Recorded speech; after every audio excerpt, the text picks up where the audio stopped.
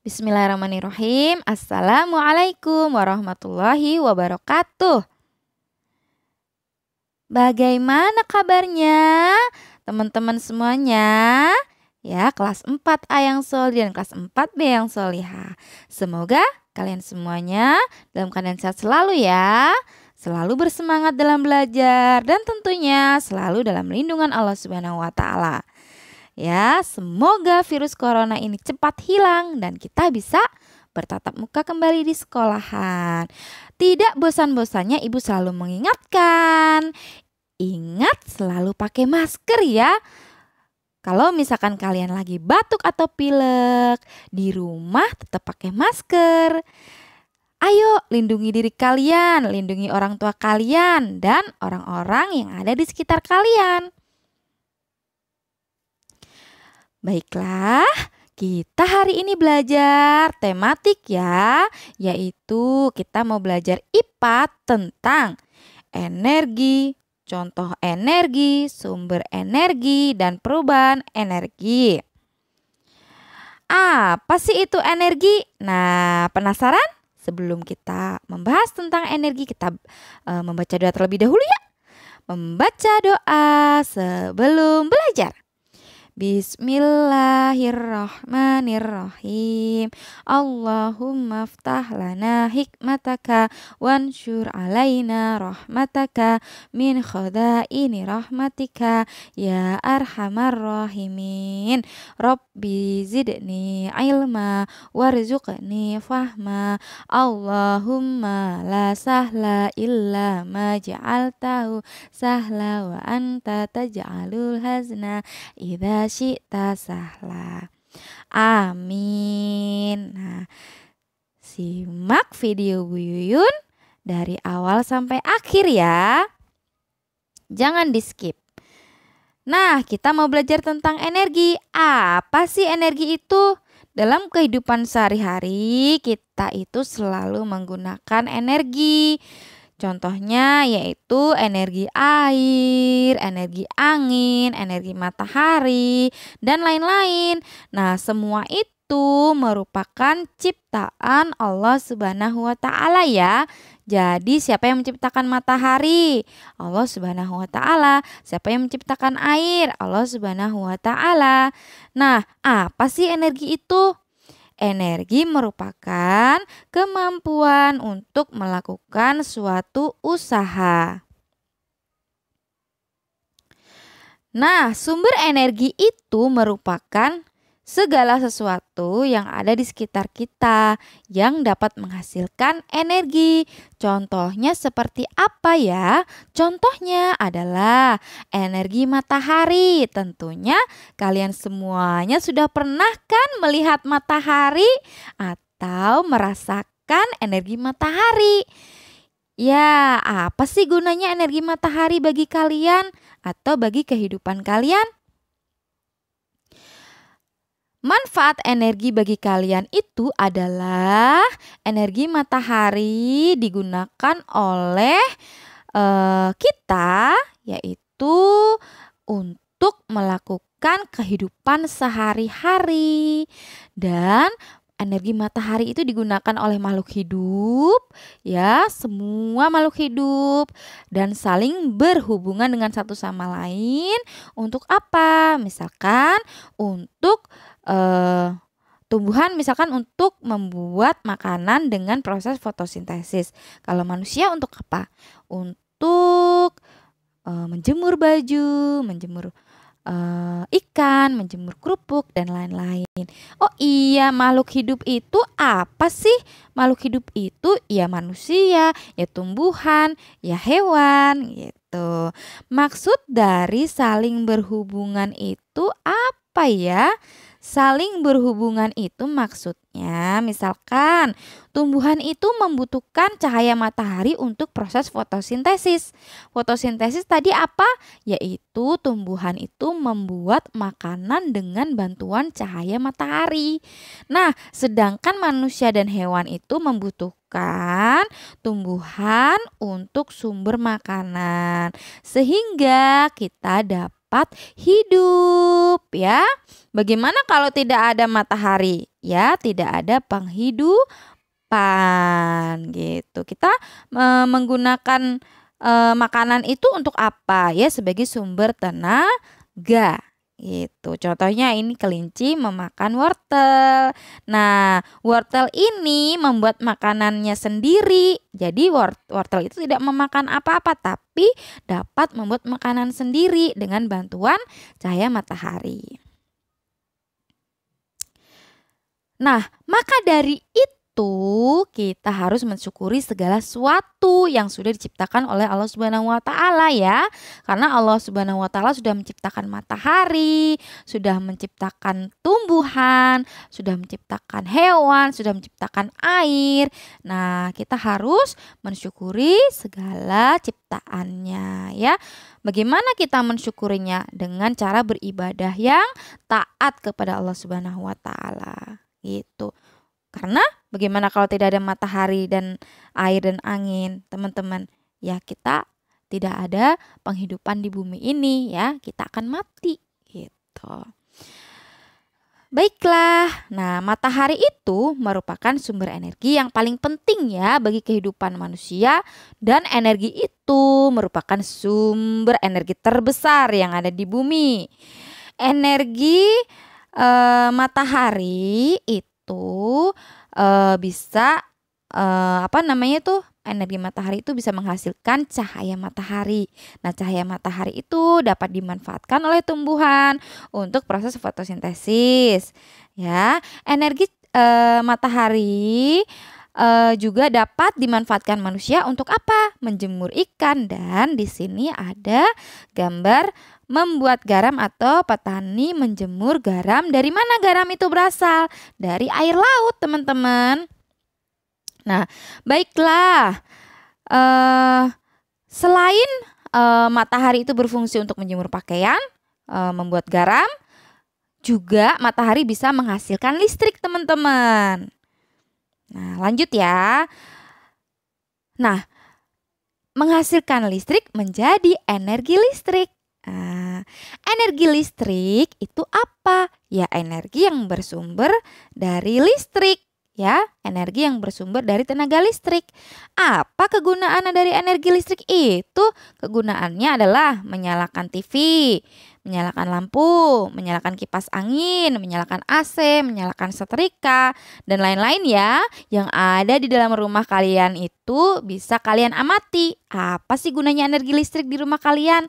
Ya, lanjut kita ke energi listrik yang digunakan untuk penerangan. Jadi teman-teman nih, kalau malam hari matahari kan sudah tenggelam. Jadi kita membutuhkan cahaya. Cahaya itu berasal dari mana, teman-teman? Dari energi listrik ya. Energi listrik yang digunakan untuk penerangan yaitu pada lampu. Jadi kita bisa menghidupkan lampu pada malam hari. Nah, lampu ini terjadi perubahan energi ya, dari listrik menjadi cahaya ya. Perubahan energi listrik menjadi panas contohnya apa? Contohnya energi listrik menjadi panas adalah setrika. Kemudian contoh energi listrik menjadi energi gerak apa? Contohnya pada kipas angin, mesin cuci, AC, dan lain-lain ya. Nah, itu semua merupakan perubahan energi ya. Kemudian ada juga perubahan energi listrik menjadi energi bunyi. Contohnya radio. Kalau energi listrik menjadi bunyi dan gambar, contohnya televisi. Satuan dalam energi listrik yaitu ampere. Energi listrik itu energi yang sering digunakan dalam kehidupan sehari-hari ya. Oke, baiklah. Nah, semua kegunaan energi listrik tersebut itu digunakan untuk apa? Untuk memudahkan kita dalam melakukan pekerjaan. Tapi teman-teman, energi listrik juga dapat membahayakan kita loh. Wah, bahaya. Contohnya gimana? Contohnya kita dapat tersengat listrik sehingga dapat menyebabkan kematian. Maka dari itu kita harus berhati-hati dalam menggunakan listrik ya. Kita tidak boleh buru-buru dalam menyalakan listrik juga ya. Kemudian tangan kita juga tidak boleh basah ketika kita menyalakan listrik. Seperti itu. Sayangi diri kalian ya dengan cara berhati-hati dalam menggunakan listrik. Wah, listrik juga dapat terjadi ketika hujan loh. Nah, kita harus berhati-hati ya. Lalu solusinya bagaimana supaya kita terhindar dari sengatan listrik? Yaitu hindari berteduh dekat dengan instalasi listrik. Ketika kita di luar sedang kehujanan, hindari berteduh di dekat instalasi listrik. Kemudian menggunakan sepatu boots yang kedap air ya, contohnya ketika banjir dan lain-lain. Kemudian gunakan sarung tangan karet bila ingin menyentuh instalasi listrik. Kemudian lapor PLN apabila terjadi keadaan darurat ya. Nah, di sini Ibu berikan contoh tentang bahaya listrik, yaitu listrik itu bisa menyebabkan kebakaran ya. Kenapa? Karena adanya konsleting listrik atau hubungan arus pendek. Contohnya, di sebuah toko itu mengalami kebakaran karena adanya hubungan arus pendek. Nah, kebakaran itu terjadi karena hubungan arus pendek misalkan di sebuah toko tersebut itu ada aliran listrik yang sangat kecil ya. Terus digunakan untuk menyalurkan tegangan listrik yang besar. Misalkan dalam sebuah toko itu ingin menyalakan kulkas. Nah, kulkas itu kan tegangan listriknya besar teman-teman. Dicolokkan di kabel listrik yang kabelnya itu tipis sekali. Maka dari itu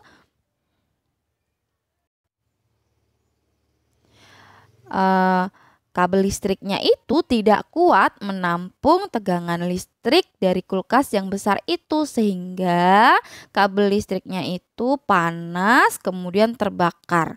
Nah, jadilah hubungan arus pendek gitu. Jadi berhati-hati ya dalam menggunakan listrik. Nah, yang ketiga adalah energi air. Energi air itu diperlukan makhluk hidup untuk minum, untuk mencuci baju. Namun air juga dapat dimanfaatkan untuk memutar kincir air dan membangkitkan tenaga listrik ya. Kita simak videonya. Bagaimana air itu bisa menghasilkan listrik. Nah, teman-teman, ini contoh pemanfaatan energi air yang dirubah menjadi energi listrik ya.